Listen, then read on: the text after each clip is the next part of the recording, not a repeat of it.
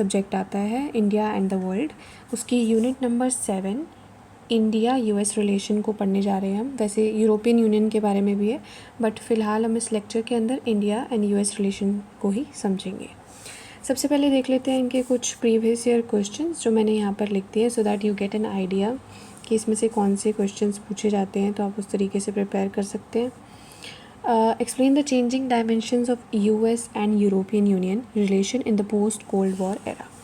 Post cold war era के बाद US और यूरोपियन यूनियन के कैसे रिलेशनशिप रहे हैं, हमें वो एक्सप्लेन करना है। पोस्ट कोल्ड वॉर को हम इन द फर्दर लेक्चर हम एक्सप्लेन करेंगे। Significance of EU that is European union for Indian foreign relation, Indian foreign relation में यूरोपियन यूनियन का क्या सिग्निफिकेंस है। Evaluate India's relationship with EU, क्या रिलेशनशिप है हमारा यूरोपियन यूनियन के साथ। Analyse India's relation with US after the end of cold war, cold war के बाद इंडिया का रिलेशनशिप कैसा रहा, वो भी हम फर्दर जो लेक्चर है उसमें आपको समझ में आता रहेगा। सबसे पहले इन दोनों कंट्रीज़ का ओवरव्यू लेते हैं, ये दोनों कंट्रीज़ कैसी हैं। सो मैं आपको डिक्टेट कर रही हूँ कि ये कैसी हैं, देन हम इसको एक्सप्लेनेशन को हम बाय द वर्ड मैं आपको समझाती जाऊँगी। सबसे पहले देखते हैं कि यूएस जो है एक बहुत बड़ी सुपर पावर है, आई थिंक आप सभी को पता होगा। और यूएसएसआर जो है और यूएसए, ये दोनों एक ऐसी कंट्रीज़ थी, सिर्फ यही दो कंट्रीज़ थी जो बहुत ज़्यादा पावरफुल थी एक समय में। पर लेकिन यूएसएसआर का डिसइंटीग्रेशन, यानी ये जो यूएसएसआर एक अकेली कंट्री नहीं थी, बहुत सारी कंट्री इसके अंदर इन्वॉल्व थी।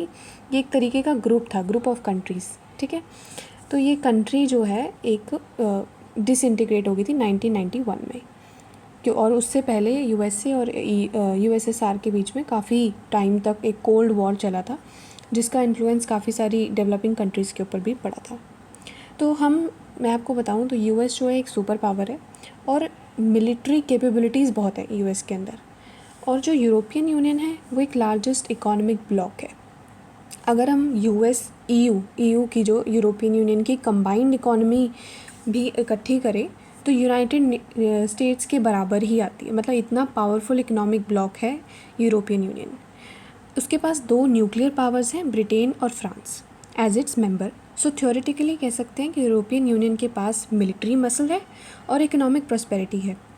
तो what is a significant is that कि जो मेंबर है यूरोपियन यूनियन के वो नॉर्थ अटलांटिक ट्रीटी के भी मेंबर है।